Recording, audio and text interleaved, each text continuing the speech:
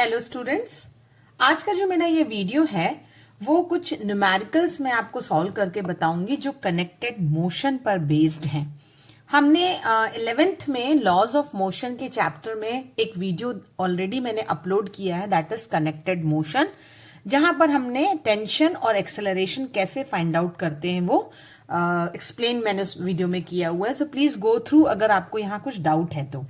But basic चीज आप हमेशा याद रखिए कि कनेक्टेड मोशन में तो हम टेंशन एक्सेलरेशन निकाल ही सकते हैं, but F equal to M A ये एक ऐसी इक्वेशन है जो आपको हर बार यूज होगी। और ध्यान रखिएगा कि F is a net force and M is a mass, A is the acceleration acting on the body. तो मैं एक सिंपल से क्वेश्चन से स्टार्ट करती हूँ आपसे। मान लीजिए मेरे पास एक सरफेस है, हॉरिजॉन्टल सरफेस, और इस हॉरिजॉन्टल फ्रिक्शनलेस सरफेस पर 3 मासेस रखे हुए हैं। ठीक है, ये 3 मासेस का मास, इसका m1 है, सेकंड वाले का m2 है एंड थर्ड वाले का m3 है। अब ये क्लियर है कि अगर मैं इधर फोर्स लगा रही हूं, this is my force, because of this ये जो तीनों मासेस आपस में बंधे हुए हैं वो क्या होंगे, डायरेक्शन ऑफ फोर्स में मूव करेंगे, है ना। तो ये जो मूवमेंट होता है वो हम एक्सेलरेशन A से शो करते हैं। जिस तरफ एक्सेलरेशन एक्ट हो रहा है उसी तरफ आपका ब्लॉक मूव करेगा, यानी मास m1 जो है वो m2 से ज्यादा है, m2 जो है वो m3 जो है वो m2 से ज्यादा है और m2 जो है वो m1 से ज्यादा है। करेक्ट। अब ये जो फोर्स है उसके कारण जो स्ट्रिंग में टेंशन आएगा वो कैसा होगा, अपोजिट लगेगा। करेक्ट। अब जो सेकेंड वाला जो ब्लॉक है वो किस तरफ खींचेगा, उसमें तो टेंशन इधर है ना, हम इधर ही फोर्स लग रही है तो इसी तरफ लगेगी। तो ये जो हमारा टेंशन T2 है वो इन दोनों के बीच में लगेगा। ऐसे ही मैं बोलूंगी कि अगर टेंशन T2 फोर्स इस तरफ लग रही है M2 में, तो due to Newton third law reaction कैसा होगा, अपोजिट होगा। लेकिन हाँ, स्ट्रिंग में इस तरफ तो खिंचाव है ही, तो ये हमारा हो जाएगा T1। करेक्ट। तो अगर आपसे क्वेश्चन कहता है कि टेंशन निकालिए T1 T2 और या फिर आप एक्सेलरेशन निकालिए A कि कैसे ये ब्लॉक तीनों आपस में हॉरिजॉन्टल सरफेस पे खिंच रहे हैं, और क्वेश्चन में दिया हुआ है कि F इज 50 न्यूटन, यानी अप्लाइड फोर्स 50 न्यूटन है। तो क्वेश्चन है कि 3 blocks are connected on a horizontal frictionless table pulled with a force of 50 Newton. M1 is given to us, mass is of 5 kg, then M2 is given to you 10 kg and M3 is given to you 15 kg. यानी M3 जो है वो सबसे बड़ा है, heavier है, force लगाने से उसी डायरेक्शन में आपकी ब्लॉक का मूवमेंट है ना। How you have to find out, तो जैसे मैंने पहले ही कहा कि बेसिक फॉर्मूला याद रखिए, F is equal to M a. लेकिन अब अगर मैं F एक्सेलरेशन A के साथ ये पूरा सिस्टम मूव कर रहा है तो मासेस तीनों के एड ऑन हो जाएंगे, क्योंकि तीनों मास एक है, फोर्स एक है और एक्सेलरेशन A के साथ तीनों मूव कर रहे हैं। तो F is equal to M a की जगह हो जाएगा m1 plus m2 plus m3 into A। तो यहां से मैं A निकाल सकती हूं, तीनों मासेस को ऐड करूंगी मैं, 5 प्लस 10 प्लस 15, तो ये हो जाएगा आपका 50 बाय, तीनों मासेस को ऐड करूंगी तो 5 plus 10 plus 15, so answer will be 5/3 meter per second square. This will be acceleration. अब उन्होंने कहा टेंशन निकालो, तो हम ब्लॉक को अगर अलग अलग बनाते हैं ना तो उसे हम फ्री बॉडी डायग्राम कहते हैं। अगर आप फ्री बॉडी डायग्राम बनाना है तो आप थोड़ा सा ध्यान दीजिए कि जैसे मैं पहले बनाती हूँ M3 के लिए, है ना, फ्री बॉडी डायग्राम मतलब मैं उसे अलग कर देती हूँ। ये M3 मेरा ब्लॉक है, इसमें कौन कौन सी फोर्सेस लग रही हैं, ये सरफेस रखा है, आपने कहा कि इसमें फोर्स F लग रही है और इस फोर्स के कारण एक्सेलरेशन यहाँ है एंड अपोजिट डायरेक्शन में टेंशन T2 है। ये इसके लिए फ्री बॉडी डायग्राम है। करेक्ट। अगर मैं फ्री बॉडी डायग्राम M1 के लिए बनाऊं, जो ये मेरा ये M1 है, तो उसमें क्या होगा, देखिए आपका टेंशन जो T1 है वो इस डायरेक्शन में लग रहा है और ये मास M1, उसमें एक ही फोर्स लग रही है। तो अगर इसमें एक ही फोर्स लग रही है तो ब्लॉक एक ही फोर्स फील करेगा, वो कितना है, T1। Tension is also kind of force, तो इसी के कारण बॉडी इधर खिसक रहा है। तो अगेन मैं बोलूंगी फॉर्मूला याद रखिए, F equal to M a यानी M1A। अब क्योंकि मुझे A पता है मैं T1 निकाल सकती हूँ, मास तो मुझे पता ही था। लेकिन इस केस में क्या हो रहा है, इसमें 2 फोर्सेस लग रही हैं, एक आपका F है और एक T2 है। तो हमें इस पे देखना है कि M3 पर नेट फोर्स कितनी है। नेट फोर्स तो वही होगी, क्योंकि दोनों फोर्सेस का डायरेक्शन अपोजिट है, तो डेफिनेटली जो नेट फोर्स होगी वो इन दोनों वेक्टर क्वांटिटी का डिफरेंस होगा। डिफरेंस में हम F माइनस T2 करेंगे या T2 माइनस F करेंगे, इसके लिए हमें ये देखना है कि दोनों में से कौन बड़ा है। तो नेचुरली आपका F बड़ा होगा क्योंकि इस तरफ आपकी बॉडी खींच रही है, नहीं तो अगर T2 बड़ा होता तो खींचती नहीं ना। एक्सेलरेशन जिस डायरेक्शन में है उसी डायरेक्शन में आपका फोर्स ज्यादा है।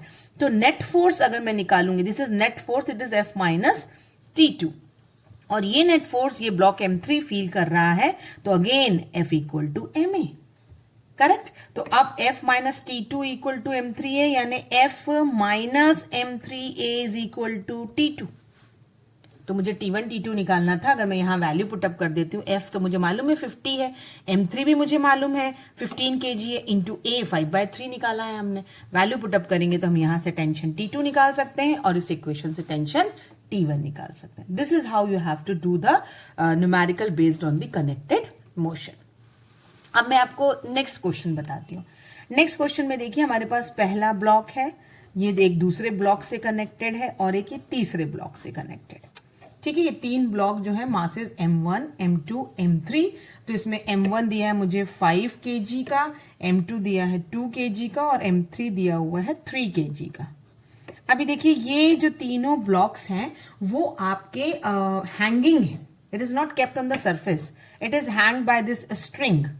ऐसे एक स्ट्रिंग टेंशन T1 के साथ आपका जो है वो लगा हुआ है, जिसपे तीनों मासेस हैंग करे हुए हैं। ठीक है, it shown in this way. We have to find the tension.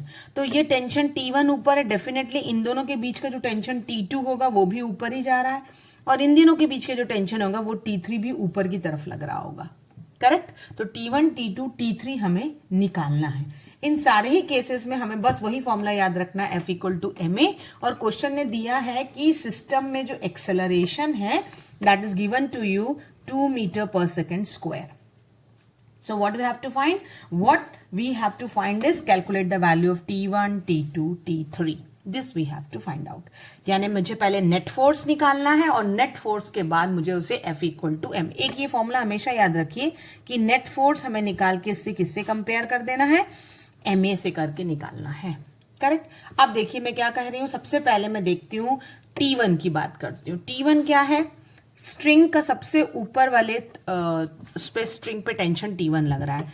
तो T1 ऊपर की तरफ है, लेकिन उसकी जो तीन ब्लॉक्स हैं उनके मासेस ऐड हो जाएंगे ना, 5, 2 और 3। इन तीनों का वेट कहाँ लगेगा, वर्टिकली डाउनवर्ड लगेगा, क्योंकि weight of the body is always acting vertically downward, that is mg। और टेंशन क्या है, ऊपर की तरफ है। अभी क्योंकि ब्लॉक नीचे नहीं गिर रहे हैं, ऊपर हैंगिंग है, यानी टेंशन बड़ा होगा। तो नेट फोर्स कितनी निकलेगी, सबसे पहले मैं नेट फोर्स निकाल लूंगी। तो नेट फोर्स निकलेगी, टेंशन क्योंकि बड़ा है इसलिए T1 माइनस तीनों के वेट जो है वो छोटे हैं, तो 5 प्लस 2 प्लस 3 इंटू जी।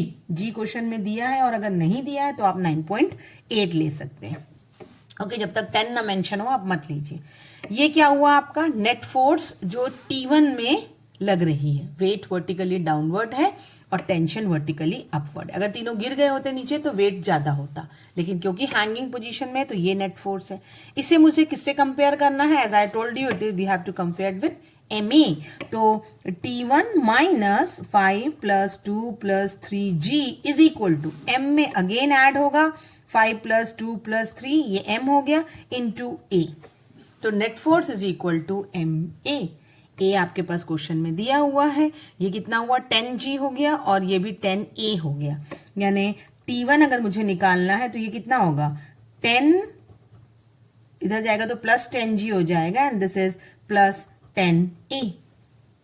g की वैल्यू कितनी है, मैंने कहा 9.8 ले लीजिए, और a की वैल्यू कितनी है, 2 है गिवन क्वेश्चन में। When you will solve it you will get the value of T1 as 118 newton, क्योंकि it's a force, so you have to write the unit of the force. अब बहुत common से मैं आपको बता रही हूं, जब मैंने T1 की बात कही तो तीनों मास ऐड हो गए। जब T2 की बात करूंगी तो सिर्फ 2 ही मास है ना, और T2 अगेन बड़ा रहेगा, तो आपका क्या निकलेगा, T2 minus 5g, correct, is equal to again masses भी 2 ही रहेंगे, यानी 5a। तो ये जो पूरा ऐड है उसमें अब 5 नहीं होगा, सेम वे में। और अगर T3 की बात करूंगी तो सिर्फ क्या बचेगा T3 में, एक ही मास है, दैट इज 3g। तो ये थर्ड की बनेगी T3 minus 3g is equal to 3a, isn't it? तो हर बार में आपका एक एक ब्लॉक कम हो जाएगा। So this is how you have to calculate the tension when the three bodies are hanged together. Next question देखिए कैसा दिया हुआ है। एक ब्लॉक है जो हॉरिजॉन्टल पे लगा हुआ है और एक पुली के थ्रू एक m2 मास आपका हैंगिंग पोजीशन पर है, ठीक है। अब देखिए एक्सेलरेशन के डायरेक्शन से तो ये पता ही चल रहा है कि m2 जो है वो नीचे जो अपना वेट लगाएगा वो कितना होगा, m2g, और क्योंकि नीचे की तरफ आ रहा है इसलिए m2g आपका बड़ा होगा टेंशन से, क्योंकि आपके दो फोर्सेस m2g और टेंशन अपोजिट डायरेक्शन में लग रहे हैं। जो बड़ा होता है उसे हम पहले लिखते हैं, तो नेट फोर्स और m2 कितनी होगी, m2g minus tension is equal to ma। ये तो बिल्कुल क्लियर हो रहा है इससे, ठीक। लेकिन अब ये जो ब्लॉक रखा हुआ है वो क्या क्या फील कर रहा है, एक तो नीचे की उसका m1g वेट लगेगा ही जो वर्टिकली डाउनवर्ड होगा, और क्योंकि ये रखा है इसलिए इस पर रिएक्शन जो है वो वर्टिकली अपवर्ड होगा, करेक्ट। तो अब मैं इसमें निकालना है कि I have to find out the acceleration and tension, this I have to find out. So now how I can find the tension and acceleration. इसके लिए सबसे पहले मैं बोल रही हूँ, जब अगर हम ये देखते हैं ma, दोनों ब्लॉक को देखेंगे तो दोनों का मास क्या होगा, एड ऑन होगा, और क्योंकि वेट ज्यादा है तो इस फोर्स से हम उसे कंपेयर कर सकते हैं। यानी मैंने कहा ना F इक्वल टू ma, मत भूलिए F की जगह हम क्या लिखेंगे, मास को ऐड कर देंगे और एक्सेलरेशन a हो गया, क्योंकि दोनों मास हमारे ऐड होंगे जब वो इस तरफ ही लग रहा है, तो इज इक्वल टू वेट ज्यादा है इसलिए m2g, ठीक है। This we can calculate a from this equation. a क्या हो जाएगी आपकी, m2g की वैल्यू अगर क्वेश्चन में दी है तो ठीक है, नहीं तो 9.8 लेना है बाय m1 प्लस m2। अब क्वेश्चन में आपके पास नोन है कि m1 is of 10 kg, m1 की वैल्यू 10 kg दी हुई है और m2 की वैल्यू जो है वो 5 kg दी हुई है। m2 is of 5 kg. Acceleration you can calculate after putting the values here, and after getting the acceleration हमें tension निकालना है, ठीक है। When the body will stop, acceleration will 0. If body will not stop, then you have to consider the acceleration, ठीक है। तो आपके पास अगर acceleration consider करना है, क्वेश्चन ने कहा है कि acceleration को consider करिए, तो आप ये लिख सकते हैं। अगर एक्सेलरेशन को कंसिडर नहीं करना है तो जो मैंने आपको नेट फोर्स की बात बताई कि m2g minus T is equal to ma, net force is ma, यही ब्लॉक m2 फील करेगा। अब मैंने कहा बॉडी इज एट रेस्ट यानी एक्सेलरेशन इज 0, तो in that case m2g is equal to tension.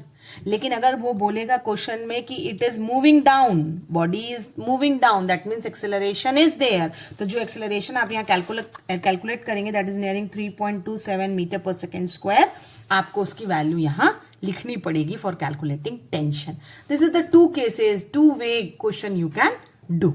I think it is clear to you, और अगर नहीं है तो you can please ask the doubt. Thank you students.